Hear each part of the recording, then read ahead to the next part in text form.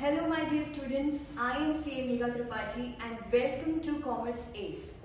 So बच्चों, अब जैसे कि आपका ये एकेडमिक सेशन धीरे धीरे खत्म हो रहा है एंड CBSE ने भी अपनी डेट्स अनाउंस कर दिए हैं कि वो कब आप लोगों की अंतिम परीक्षा लेने जा रहा है और आपको ये देखना पड़ेगा कि क्या आप उनकी स्ट्रिक्ट एग्जामिनेशन पॉलिसी पे खरे उतरोगे कि नहीं.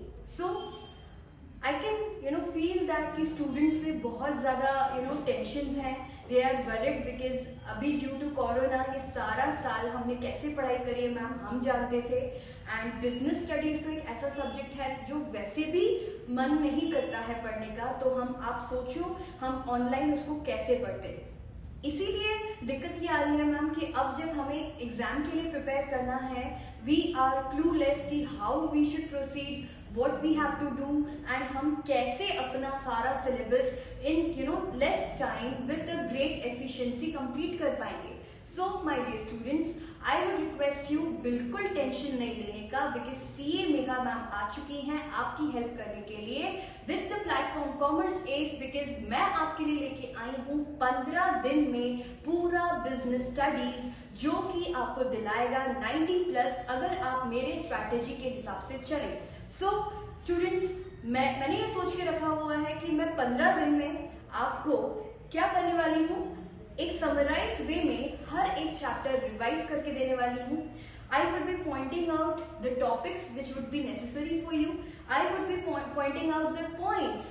आई वुड टेल यू कि तुम लोग को कैसे प्रेजेंट करना है अपना पेपर, तुम लोग को मार्क्स कैसे मिलेंगे, बेस्ट प्रेजेंटेशन कैसे आप दे सकते हो. बिकॉज अगर आप 12th का थियोरी पेपर देखोगे तो CBSE के एक्सपेक्टेशंस रहते हैं कि आप भले ही अच्छे से पढ़ रहे हो, पढ़ो, सब लोग पढ़ते हैं, बट आपकी कॉपी दूसरे से अलग कैसे रहेगी, आपका आंसर कैसे अलग रहेगा, वो कैसे समझ में आएगा जब आप उसको अच्छे से प्रेजेंट करके बताओगे. सो मेरे एक सेशन में, आगे आने वाले सेशन में आप ये भी समझोगे कि मैम हमें कैसे अच्छे तरीके से अपना पेपर प्रेजेंट करना आना चाहिए, सो दैट एग्जामिनर हमारी कॉपी को देख के खुश हो जाए और हमें मार्क्स की बरसात करता जाए और हमारे मार्क्स अच्छे आ जाए. Okay, so welcome all of you again. New year है, न्यू एनर्जी है, न्यू रेजोल्यूशंस हैं एंड इसी के साथ साथ न्यू बिगिनिंग है हमारे ऑफलाइन एंड ऑनलाइन कोर्स की, जिसमें हम आपको बिजनेस स्टडीज कवर करा के देंगे, अकाउंटेंसी कवर कराएंगे, इकोनॉमिक्स कवर कराएंगे, जो कि आपके मेन कोर सब्जेक्ट्स हैं जो आप चाहते हो कि हमें जल्दी से जल्दी इस पे ग्रिप आ जाए, तो वो हम आपको करा के देंगे सिर्फ 15 डेज में. सिर्फ आपको क्या रहना है हमारे साथ, ये जो 15 दिन है ये लग के काम करना है. मैं जैसे जैसे यहाँ पढ़ा रही हूँ, आपने जैसे भी नोट्स बनाए हो, आपने जिससे भी पढ़ा हो, या आप कोई से भी बुक उठा रहे हो या आप NCERT ले लो, मेरे जो नोट्स रहेंगे मैं आपको बता दूं that would be basically based on the CBSE pattern. Because what I believe is कि अगर मैं कोई रिफ्रेशर लूँ या फिर मैं कुछ अपने नोट्स बनाऊं या फिर मैं आपको एडिशनल नॉलेज अभी इस टाइम पे बताऊं जो आपके लिए बहुत क्रूशियल है, तो वो ना आपको फलेगा ना मुझे पुलेगा. सो द थिंग इज, आपको अगर ये समझना है कि मुझे कैसे पढ़ना है, तो हमें बेस लेके चलना है हमारी NCERT और CBSE के जो इंपॉर्टेंट टॉपिक्स हैं हम वही इन 15 दिनों में कवर करेंगे. Okay, so without wasting any much of time, I would request कि तुम सब लोग ये आधा घंटा मुझे दो और मेरे साथ chapter 1 for class 12th prepare कर लो. और हमारा चैप्टर 1 क्या है? चैप्टर 1 है हमारा management, that is nature and purpose of management. जैसे हमने बिजनेस पढ़ा था 11th में स्टार्टिंग, अब बिजनेस हमने देख लिया था 11th में, पूरा पढ़ के आ गए तुम लोग कि बिजनेस में क्या क्या चीजें होती हैं, क्या ऑर्गेनाइजेशन होते हैं, कैसे कैसे बिजनेस करे जाते हैं. बट उस बिजनेस को मैनेज ही करना नहीं सीखोगे तो क्या तुम लोग बिजनेस स्टडीज पढ़ लोगे. इसीलिए हम लोग का पूरा एक बुक जो था पूरा मैनेजमेंट के ऊपर था और दूसरा बुक जो था वो फाइनेंशियल मैनेजमेंट में था. Because you are a commerce student and you are gonna be a finance student later on. जब आप अपना ग्रेजुएशन करोगे तो आपके लिए बहुत ज्यादा जरूरी है कि आपको फाइनेंशियल मैनेजमेंट भी आए और आपको बिजनेस मैनेजमेंट भी आए. So to start with, let me welcome you once again. Commerce class 12 business studies in just 15 days. So let me start. Management क्या होता है? What is management? यहाँ पे देखो तुम लोग अगर if you could just relate, you just have to repeat with me, you have to revise with me. हम लोग थोड़े से शताब्दी एक्सप्रेस पे चलेंगे बिकॉज मैं ये मान के चल रही हूँ क्योंकि ये तुम लोग का रिवीजन टाइम है और जितना मैं तुम लोग का टाइम कम लूंगी उतना टाइम तुम अपने दूसरे सब्जेक्ट के लिए निकाल पाओगे, इसीलिए just be with me and revise it. Okay, so management क्या होता है बेटा? Management is the art of getting things done through others with the aim of achieving organizational goals effectively and efficiently। ये जो दो संगी साथी थे ये हमने पूरी बुक में पढ़ा है, रटा है। एफिशिएंटली एंड इफेक्टिवली मतलब मैनेजमेंट क्या होता है? मैनेजमेंट एक आर्ट है जिससे आप दूसरों से काम करा सकते हो और वो काम कैसे कराना चाहिए ताकि आपका जो बिजनेस का गोल है, आपके ऑर्गेनाइजेशन का जो गोल है वो मीट आउट हो सके। कैसे? Effectively and efficiently. So as you can see अगर हम मैनेज कर रहे हैं, हमारा विजन प्रॉपर है, so what would be the management? What is the definition? Repeat after me. It is the art of getting things done through others to achieve our organizational objectives efficiently and effectively. Now, moving on further, if you understand efficiency and effectively, तो उसमें मैं सिर्फ आपको एक चीज सिखाऊंगी। अगर आप समझना चाहते हो कि efficiency and effectiveness क्या होती है, तो that is effectiveness is doing the right thing and efficiency is doing the things right। Ma'am ये आपने जंबल ऑफ वर्ड्स खेल लिया क्या? नहीं बेटा, इसका मतलब ये है अगर तुम इफेक्टिवनेस की बात कर रहे हो ना तो इफेक्टिवनेस का मतलब ये होगा कि तुमने जो टास्क दिया था ना उस टास्क को कंप्लीट कर लिया है ड्यू टाइम में। वो जो टास्क तुमने दिया हुआ है वो टास्क तुमको दिया गया था उसी टाइम पे, जैसे 15 दिन में मैं ये कोर्स कंप्लीट करूंगी, ये मेरा टास्क है, तो ये टास्क मैं 15 दिन में कंप्लीट करूंगी ना, so I am efficient. Okay, now but what is efficiency? Efficiency is कि उसमें अगर मैंने कॉस्ट सेविंग कर ली मतलब मुझे कोई प्रोजेक्ट दिया गया था, उस प्रोजेक्ट को मुझे कम से कम टाइम में रखना था और कम से कम कॉस्ट में अगर मैंने करके वो तुम्हें दे दिया, लेस टाइम में दे दिया, लेस कॉस्ट में दे दिया, तो वो क्या हो जाएगा? वो बन जाएगा एफिशिएंसी। मतलब अगर हम इसमें समझें 15 दिन में मैंने तुम लोगों को ये बिजनेस स्टडीज कंप्लीट करा के दिया है और उसके साथ साथ अगर तुम लोगों को 15 दिन में याद हो गया तो मैं क्या हो जाऊंगी? एक efficient teacher, because I would be able to do it efficiently। Okay, so in business language there would be two terms which is very important for management, that is effectiveness and efficiency। so जब भी कोई हमें task मिलता है उसे हम due time में complete करते हैं। यहाँ फोकस क्या है? यहाँ फोकस है कि वो कंप्लीट होना चाहिए, वो टास्क को कंप्लीट हो जाना चाहिए। बट अगर हम एफिशिएंसी की बात करेंगे तो जब भी आप बिजनेस में प्रॉफिट बढ़ाओगे, जब भी आप बिजनेस में कॉस्ट को डिक्रीज करोगे, आपका वो काम क्या कहलाएगा? Efficiency. Okay, now moving further, next concept जो आपका आता है चैप्टर में, that is characteristics of management. अब कैरेक्टरिस्टिक्स ऑफ मैनेजमेंट में सबसे पहले आपने ये देख लिया था कि मैनेजमेंट क्या होता है? Art of getting things done through others to achieve our organisational objectives with effectiveness and efficiency. अब इस चीज को करने के लिए जब आप मैनेजमेंट करोगे तो जो मैनेजमेंट है वो एक्चुअली किस किस चीजों से बना हुआ है? तो सबसे पहला आपका जो कैरेक्टरिस्टिक आता है बेटा, that is, let me select a beautiful pen for you जो तुम लोगों को दिखे। ओके, आई थिंक रेडी ठीक रहेगा। ओके, नाउ सबसे पहले आता है आपका गोल ओरिएंटेड प्रोसेस। अब गोल ओरिएंटेड प्रोसेस में क्या होता है? If you are working in an organisation, तुम्हारा खुद का बिजनेस है, तुम्हारा मेन एजेंडा क्या होगा कि मेरा जो विजन है, मेरा जो गोल है वो अचीव हो जाना चाहिए एंड इसीलिए तुम मैनेज करोगे अपने बिजनेस को। That is the main concern for your business. So management का सबसे इंपॉर्टेंट कैरेक्टरिस्टिक क्या होता है कि there has to be a aim, there has to be a goal. Pervasive का मतलब if you would remember, this is known as बेटा, it is universal. Universal मतलब तुम भले ही किसी पॉलिटिकल पार्टी के ऑफिस में काम कर रहे हो या तुम्हारा कोई एनजीओ खुला हुआ है या तुम कोई कमर्शियल ऑर्गेनाइजेशन चला रहे हो, कोई सा भी बिजनेस हो तुम्हारा, जहां पे भी तुम मैनेजमेंट करोगे ना, मैनेजमेंट हर जगह एक तरीके से ही किया जाएगा। ऐसा नहीं कि तुम बोलो कि चैरिटी वाला है ना तो यहाँ पे मैनेजमेंट चैरिटी वाला लगेगा, या तुम बोलो कि यहाँ पर मैनेजमेंट कमर्शियल वाला लगेगा। मैनेजमेंट एक ही चीज होती है, it is pervasive because it is universal and it is applicable to any kind kind of organisation in which management is to be implied. Third आता है मल्टी डायमेंशनल। ये वाला जो पॉइंट है ना बच्चों, ये बहुत ज्यादा इंपॉर्टेंट पॉइंट है, बिकॉज इससे तुम लोगों को क्वेश्चन भी आता है। मैंने नेक्स्ट स्लाइड में इसको कवर भी किया हुआ है। मल्टी डायमेंशनल मतलब अलग अलग डायमेंशंस में मैनेजमेंट को एब्सॉर्ब किया जाता है। दैट इज, ऐसा नहीं है कि मैनेजमेंट सिर्फ एडमिनिस्ट्रेशन में ही होगा, या फिर वो सिर्फ आपके प्रोडक्शन में होगा, या फिर वो सिर्फ आपके लोगों के लिए होगा। तो वो मल्टी डायमेंशनल होता है बिकॉज वो हर एक डायमेंशन को कवर करता है। और वो डायमेंशंस कौन कौन सी होती हैं? सबसे पहला होता है आपका वर्क, दूसरा होता है आपका पीपल, एंड तीसरा होता है, अगर आप लोग को याद आ गया है तो वेल एंड गुड, अगर नहीं आएगा तो हम अभी कवर करने वाले हैं, so it would be a surprise element. Moving on, group activity. As you can see, अगर हम काम किसी और लोगों से करा ही रहे हैं तो ये हमारी ड्यूटी है ना कि लोग उसको ग्रुप में काम करें। अब तुम मैनेज क्या अकेले अपनी शॉप में कमरे में बंद होके एक मैनेजमेंट कर पाओगे?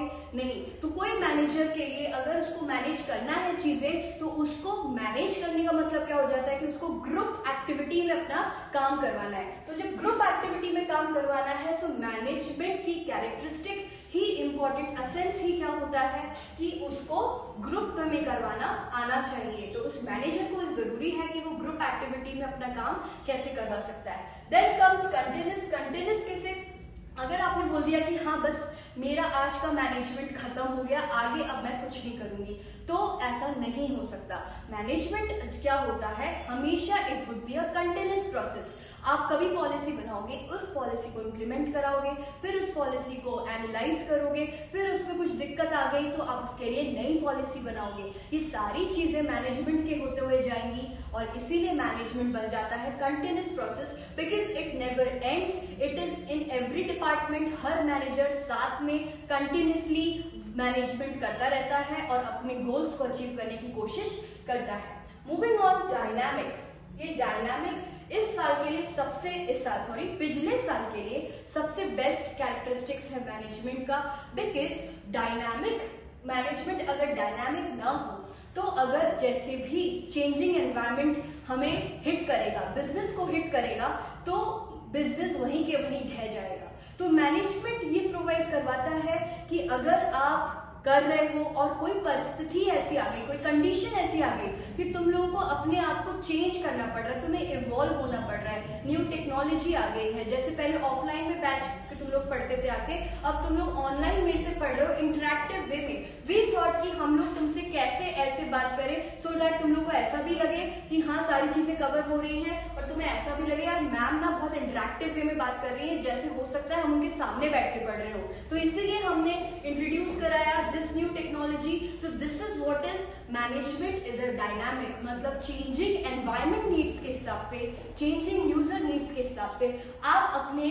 में चेंजेस लाते हो, और वो एप्लीकेबल कैसे हो पाता है, because management is a dynamic function.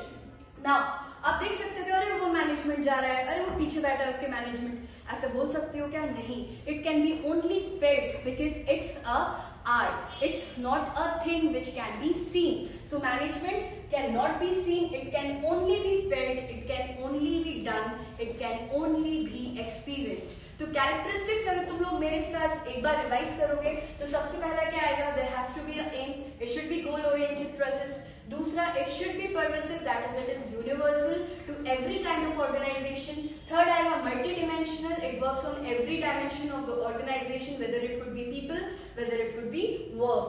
Then it is done in a group, that's why it is a group activity.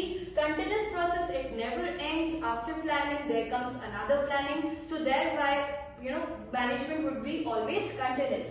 Moving on to the dynamic, due to the change in environment needs, due to the change in business environment, due to the change in the expectations of the users, due to the change in the situations, the management would be able to handle the business in the changing environment. That's why it is a dynamic function. Moving on to the last point, it can never be seen, it can never be touched, it can only be experienced. That's why it is an intangible force. Moving on further, let's move on. जो मैं तुम लोगों को बताया था कि question भी आता है 3 मार्क्स का, how management is a multi dimensional thing. Okay, so इसमें तुम लोग को क्या याद रखना है? इसमें तुम लोग को याद रखनी है 3 चीजें।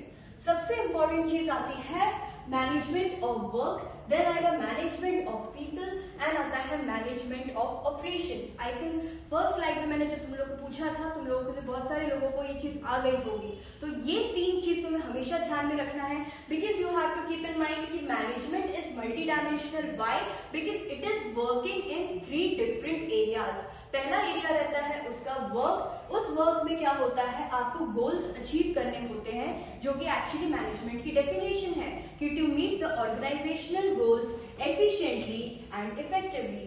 बट ये गोल्स अचीव कैसे होंगे बेटा? ये गोल्स अचीव होंगे जब आप अपने लोगों से अच्छे से काम निकलवा पाओगे, उनसे उस काम को इजीली करवा पाओगे। सो that's why it would be management of the people. That is, the goals are achieved through human resources. It cannot be done with a single person. It will be a group activity and you would be able to make the work done through others. And वो लोग कौन होंगे? वो होंगे आपके अपने employees, उस organisation के एम्प्लॉयज। नाउ अब आपको पता पड़ गया कि आपको गोल्स अचीव करने हैं, आपको ये पता पड़ गया कि करेगा कौन, बट अब आपको करवाना क्या है। तो नेक्स्ट आता है आपका ऑपरेशंस की। अगर आपको मैनेजमेंट में पता है कि हमें ये चीजें कवर करनी है, तो हो सकता है डिफरेंट एक्टिविटीज डिफरेंट डिपार्टमेंट्स के मैनेजर्स को दे दी गई हो, और वो उस चीज में क्या कर रहा है, उस डिपार्टमेंट का अपना खुद का गोल हो, उस डिपार्टमेंट का अपना खुद का स्टाफ हो, और उस डिपार्टमेंट को पता हो कि उसका फंक्शन क्या है। फंक्शन मतलब, यहाँ पर फंक्शन से कंफ्यूज मत होना। फंक्शन मतलब क्या वो सेल्स है, या वो प्रोडक्शन है, या वो मार्केटिंग है, या वो बैक ऑफिस है, या फ्रंट ऑफिस है, as the case may be. So that's why management is multidimensional. That is, it is the management of work, जहां पर आप गोल्स टारगेट करते हो, उन गोल्स को एफिशिएंटली एंड इफेक्टिवली अचीव करने की कोशिश करते हो। Then management of people, that is human resource के थ्रू आप अपने वो गोल्स अचीव करना चाहते हो। That's why you should know how to manage your people, that is your employees. Then comes कि जैसे ही आप लोगों को बताते हो उन्हें क्या काम करना है, you have to explain them उन्हें कैसा काम करना है और किस तरीके से काम करना है, तो वो आ जाता है आपका management of operations. So if you want to just revise with me why management is called multidimensional, you have to keep in 3 points in your head. That is, सबसे पहले हमें गोल बनाना है मैम, तो हमारा मैनेजमेंट ऑफ वर्क आएगा। Then ma'am वो goals तो बन गए, करेगा कौन, इसलिए फिर हमारा मैनेजमेंट ऑफ पीपल आएगा। अब करेगा तो बट क्या करेगा, तो हमारा मैनेजमेंट ऑफ ऑपरेशंस आएगा। So these 3 things would be covered here. Moving ahead, let's move on to the next topic, that is objectives of management. ये I think आप लोगों ने 11th क्लास में भी पढ़ा होगा एंड आपने उसमें डिटेल में पढ़ा होगा कि ऑब्जेक्टिव्स क्या होते हैं मैनेजमेंट के। ऑब्जेक्टिव्स मैंने आपको बताया है, ऑब्जेक्टिव्स आपके गोल्स होते हैं, जो गोल्स हम आगे सीख रहे थे कि हम गोल्स बनाएंगे, बट जब हमें पता ही नहीं है हमें क्या गोल्स बनाना है, तो फिर आप क्या करोगे। तो दैट्स व्हाई ऑब्जेक्टिव्स क्या क्या हो सकते हैं, मैनेजमेंट के ऑब्जेक्टिव्स हो सकते हैं 3 तरीके के। एक हो सकता है ऑर्गेनाइजेशनल का, खुद का, ऑर्गेनाइजेशन जो है वो खुद क्या करना चाहता है उसको वो पता होना चाहिए, तो उसके गोल्स क्या होंगे। दूसरा, उसको अपनी कम्युनिटी के लिए, अपनी सोसाइटी के लिए क्या गोल्स बनाने चाहिए, वो आएंगे सोशल ऑब्जेक्टिव्स में। और तीसरा, अगर वो अपने एम्प्लॉयज के लिए कुछ करना चाहता है, अपने स्टाफ के वेलफेयर के लिए कुछ सोचता है, तो वो गोल्स क्या होने चाहिए। That's why if you could see, आप अपने रिलेटिव्स या अपने सीनियर्स से पूछोगे एचआर डिपार्टमेंट का इतना इंपॉर्टेंट रोल होता है, because that is also an objective which is been included in the objectives of management. So सबसे पहला ऑर्गेनाइजेशनल ऑब्जेक्टिव में 3 पॉइंट्स आएंगे। सबसे पहला है आपका सर्वाइवल, देन आएगा ग्रोथ एंड आएगा प्रॉफिटेबिलिटी। इसमें आपको सिर्फ 3 चीजें याद रखनी है। सर्वाइवल क्यों, अगर आपको सर्वाइवल करना ही नहीं आया तो आप कंपीट नहीं कर पाओगे, तो इसीलिए टू कंपीट आपको सर्वाइव करना इजी होना चाहिए। ग्रोथ इसलिए सो दैट आपका एक्सपेंशन हो सके, आप बढ़ सको, आप एक ही जगह न रह जाओ, आप अपनी बिजनेस को स्प्रेड कर सको। और profitability is the main M, because हमने 11th की बिजनेस में पढ़ा था कि मैम बिजनेस जो होता है उसका एम ही होता है प्रॉफिट कमाना, तो हम मैनेज क्या करेंगे बिजनेस में, तो हमारा मेन कंसर्न होगा प्रॉफिट। तो ऑर्गेनाइजेशन के लिए 3 ऑब्जेक्टिव्स रहते हैं, that is survival, that is expansion and that is profitability. Now social objectives, social objectives में क्या आएगा, सोशल ऑब्जेक्टिव्स में वो आएगा जो आपकी सोसाइटी से इंक्लूड करता होगा, जो आपकी सोसाइटी के लिए आपकी ड्यूटीज होंगी, तो वो कैसी आ सकती हैं, फ्री कुछ बनाओ, आप फेयर ट्रेडिंग करो, आप गुड्स एंड सर्विसेज अच्छी क्वालिटी प्रोवाइड करो जिससे सोसाइटी का उद्धार हो सके।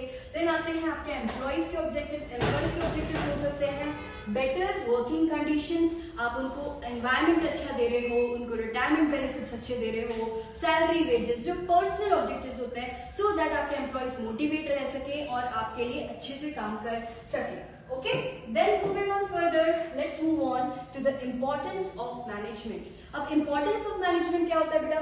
Importance of management अभी तक हमने ये पढ़ लिया मैम कि आपने बताया management का definition, then आपने बताया कि management efficiently होता है, effectively होता है, characteristics भी हमने पढ़ लिए, उसके बाद हमने objectives भी पढ़ लिए। बट हमको मैनेजमेंट किस तरीके से काम आता है, so that could be 4 to 5 marks question which could be asked to you कि what is the importance of management. तो सबसे पहला, वो अगर गोल्स ही अचीव नहीं करेगा तो आपको दिक्कत हो जाएगी, इसलिए आप मैनेजमेंट अगर अच्छा रखोगे तो आपके गोल्स इजीली अचीव हो पाएंगे। देन जैसे ही करते हो उसको एफिशिएंटली, मतलब आपकी कॉस्ट सेविंग होने लगेगी, आप गुड मैनेजमेंट में कॉस्ट सेव कर सकते हो, अपने बिजनेस को अच्छे से चला सकते हो, so that's why it hits the efficiency. Then creates a dynamic organisation, मतलब चेंजिंग एनवायरनमेंट में वो compete कर सकता है इजीली, कोई भी कुछ भी चीज आ जाए, आपका जो वो हो जाएगा, आपका जो भी दिक्कत होगी वो आप इजीली उसको कवर अप कर सकते हो। ओके, ये मैंने आई थिंक यहाँ पर कंप्लीट 2 बार लिख दिया था, it is changing environment. Then moving on, personal objectives, मतलब आपके एम्प्लॉयज का सेटिस्फैक्शन होना चाहिए यहाँ पे। Then development of the society, मतलब आप कोई अपनी सोसाइटी के लिए कुछ अच्छा कर रहे हो, उसको सेटिस्फाई कर रहे हो, सेटिस्फाई ऑफ ह्यूमन नीड्स, जो आपका मेन पर्सपेक्टिव रहता है वो आप कैसे कर सकते हो जब आप अच्छे से अपने बिजनेस में मैनेजमेंट करो। So there are 5 points which you have to keep in mind. सबसे पहला है ग्रुप गोल्स, देन है efficiency, it creates a dynamic organisation, personal objectives आप लेते हो इंपॉर्टेंस में, and development of the society. Moving further, let's move on how management is been described as in different parameters. सबसे पहला क्या हो सकता है? सबसे पहला है मैम, मैनेजमेंट में हमने पढ़ा था कि मैनेजमेंट क्या है ना, आपको डिफरेंट चीजों में अफेक्ट करता है। दैट इज ही साइंस कैसे है? साइंस ऐसे है because it has a systematic body of knowledge, मतलब मैनेजमेंट पे थीसिस लिखी गई है, हमको उसको पढ़ना होता है। IIM में तो सिर्फ मैनेजमेंट ही पढ़ाया जाता है, that's why it is based on truth, it is based on facts, that's why it is a science because it contains systemised body of knowledge. Moving on further, principles based on experiments. Experiments with observations इसलिए होते हैं because observations उसके कारण क्या हो जाती हैं चीजें, उसके कारण आपको पता पड़ता है कि आपको कैसे चीजें समझनी है। कोई भी मैनेजर अपने तरीके से अपना मैनेजमेंट करता है, that's why it is a personalised application, and you have to keep in mind कि जो मैनेजर होता है वो अपने एक्सपेरिमेंट्स के हिसाब से अपने प्रिंसिपल्स बनाता है। यूनिवर्सल, ये थोड़ा सा आई थिंक स्लाइड आया नहीं है, sorry for the inconvenience, but ये लिखा हुआ है यूनिवर्सल वैलिडिटी, मतलब मैनेजमेंट हर जगह हर एक कोने पे एक तरीके से किया जाता है। It is the written thesis, that's why it is having a universal validity. Moving on to the art, art is a skill of doing something naturally which you inbuilt it. Okay, आप जैसे guitar सीखते हो धीरे धीरे सीखते हो ना, सो that's why art में आपको सबसे पहले क्या होता है, एक नॉलेज होता है जो जिसकी थियोरी आपको पढ़नी पड़ती है। ऐसे ही मैनेजमेंट में आपको उसके प्रिंसिपल्स पढ़ने पड़ेंगे, उसके फीचर्स, जैसे आप ये पूरी बुक पढ़ रहे हो, आगे जाके आप MBA करोगे तो आपको मैनेजमेंट के और भी कॉन्सेप्ट्स पढ़ने पड़ेंगे। So there is a theoretical knowledge. Personalised application, as I have seen, हो सकता है मैं एक बहुत अच्छी मैनेजर हूँ, एक कोई स्ट्रिक्ट मैनेजर हो, एक कोई लीनियंट मैनेजर हो, तो ये डिपेंड करता है कि कौन सा बंदा किस तरीके से अपना मैनेजमेंट करना चाह रहा है। That's why it is a personalized application which is based on the practice and the creativity. Moving on further, profession. This profession you have already studied in class 11, जिसमें हमने पढ़ा था business as a profession. वही points तुम लोगों को यहाँ पे याद रखने हैं। It has a well defined body of knowledge, मतलब कोई एक बॉडी है जहाँ पर आपको नॉलेज गेन करना है, आपको एक्सपर्टीज लेना है। रेस्ट्रिक्टेड एंट्री, हर कोई नहीं जा सकता, वो आपको वहाँ पे एक करनी पड़ेगी, एग्जाम पास करना पड़ेगा, जैसे कैट होता है उस तरीके से फिर आप मैनेजमेंट की पढ़ाई सीख पाओगे। एथिकल कोड ऑफ कंडक्ट मतलब वो इंस्टीट्यूट बताएगा आपको कि आपको किस तरीके से अपने आप को कैरी आउट करना है, what are your code rules.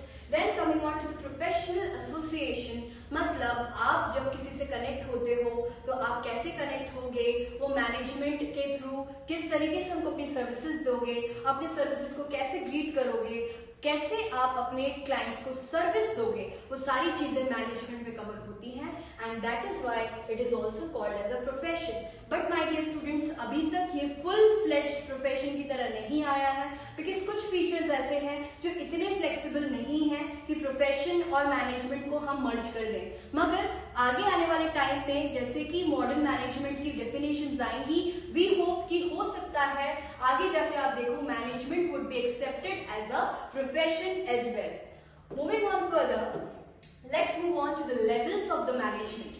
Levels of management में आपने 3 लेवल्स पढ़े थे।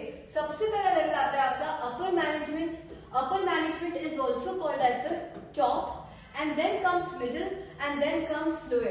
This is also called as the executive level, and this is also called as the lower, that is operational level. Okay, so यहाँ पर सिर्फ तुमको 3 चीजें याद रखनी है। ये वाला जो लेवल होता है ना, ये सबसे बेसिक लेवल होता है। ये वाला जो लेवल होता है ये इंटरमीडिएरी की तरह काम करता है, और ये जो होता है ये मेन होता है जो बताता है कि हमें क्या करना है। सो यहाँ पर क्या होगा, ये जब लोग बनाएंगे पॉलिसी, ये लोग बनाएंगे पॉलिसी, ठीक है, एक minute, I think this is visible. ये पॉलिसी फॉर्मुलेट करते हैं, उसके बाद इस पॉलिसी को फॉर्मुलेट करके इंप्लीमेंट कौन करवाता है, मिडिल वाले। इंटरप्रेट करते हैं कि कैसे कैसे चीजें होंगी, तो यहाँ पर इंटरप्रिटेशन होता है। और इसके बाद करता कौन है, who do operational level. Okay, so lower level वाले लोग कौन होते हैं, जो टास्क परफॉर्म करते हैं। मिडिल लेवल वाले लोग कौन होते हैं, जो इंटरप्रेट करते हैं पॉलिसीज। और अब टॉप लेवल वाले कौन होते हैं, जो पॉलिसीज को फॉर्मुलेट करते हैं, उसको बनाते हैं। Okay, now moving on further, let's move on to the functions of management. अब फंक्शंस ऑफ मैनेजमेंट ये यहाँ इतना इंपॉर्टेंट नहीं है, बिकॉज आपको पूरी बुक में ये फंक्शंस अच्छे से बताए गए हैं, बट तब भी you just have to keep in mind, यहाँ पर ये डिसाइड होता है कि प्लानिंग कैसे करेंगे, हाउ टू प्लान। स्टाफिंग में आपको ये पता पड़ता है कि स्टाफिंग में कौन करेगा, who would be the person जो करेगा। देन ऑर्गेनाइजिंग में कैसे करेंगे, डायरेक्टिंग में कौन सुपरवाइज करेगा, एंड कंट्रोलिंग में हम देखते हैं कि जो हमने सोचा था वो हुआ कि नहीं, वो हुआ कि नहीं।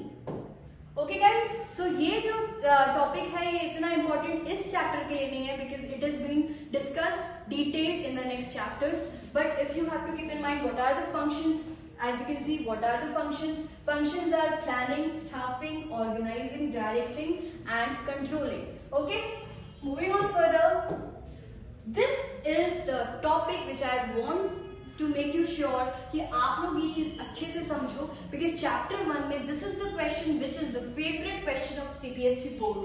They would be happy to ask what is coordination, they would be happy to ask case studies on coordination and what is the importance or the features of coordination. So ये चीज आप मेरे साथ यहीं पे रख लें तो बेहतर है। कोऑर्डिनेशन जो होता है बेटा, वो होता है एक process whereby an executive develops an orderly pattern of group efforts among his subordinates and secures unity of action in the pursuit of a common purpose. ये एक महान दिग्गज लोग हैं, मैकफार्लैंड, इन लोगों ने ये डेफिनेशन दी है। सॉरी, एक ही बंदा है, लोग नहीं है, एक ही बंदे ने ये डेफिनेशन दी थी।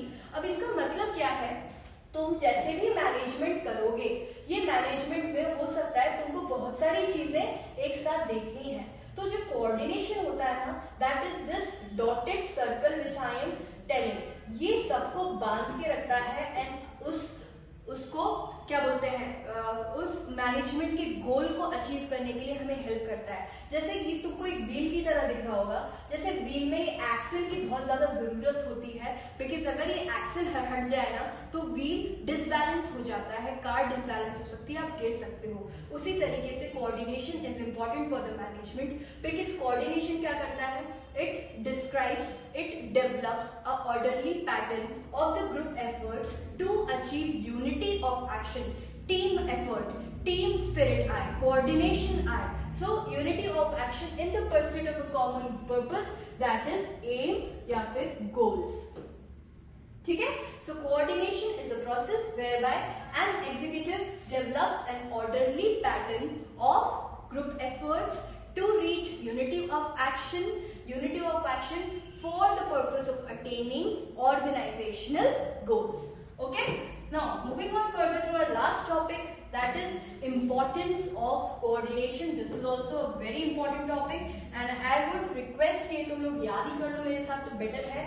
सबसे पहला आता है integrate group efforts, because management is all about group, that's why it integrates group efforts, unity of action, साथ में काम करो, team spirit develop करो, that is what is coordination is all about. तो पहला group efforts, then unity of action. It is also a continuous process. Why? Because it is the essence of management. जब management continuous है तो coordination continuous क्यों नहीं होगा? That's why it is a continuous process. It is a pervasive function. Pervasive, that is universal. If you can relate things, आपको points याद करना ज्यादा easy होगा। यही हमने management के characteristics में पढ़ा था। तो it was pervasive, it was continuous, है ना? Unity of actions, group efforts से तीन characteristics तो management के उनके coordination में आ गए हैं। Then responsibility of all the managers. क्यों? क्योंकि अगर सेल वाला अच्छा कर रहा है पर प्रोडक्शन वाला अच्छा नहीं कर रहा है तो दिक्कत आ जाएगी मेन टास्क को अचीव करने में, that is to make profit. Okay, so that's why it is the responsibility of all the managers and it is a deliberate function. मतलब you have to do it deliberately. You don't have any choice that you can skip this. Okay, if you want the better performance of the company or for your people, then you have to take coordination as a deliberate function. Okay, so this was 6 points which you have to keep in mind. ये दो important topic हैं, एक coordination क्या होता है, importance क्या होता है, characteristics क्या होता है। याद रखो characteristics में क्या आएगा, group efforts था, continuous था, pervasive था, तो यही चीज coordination में भी आ गई है। एक additional point add क्या हुआ है कि it is the unity, it is a responsibility and it is a deliberate function. This thing you have to keep in mind, you cannot skip it. Okay, now this was the chapter 1 revision for you.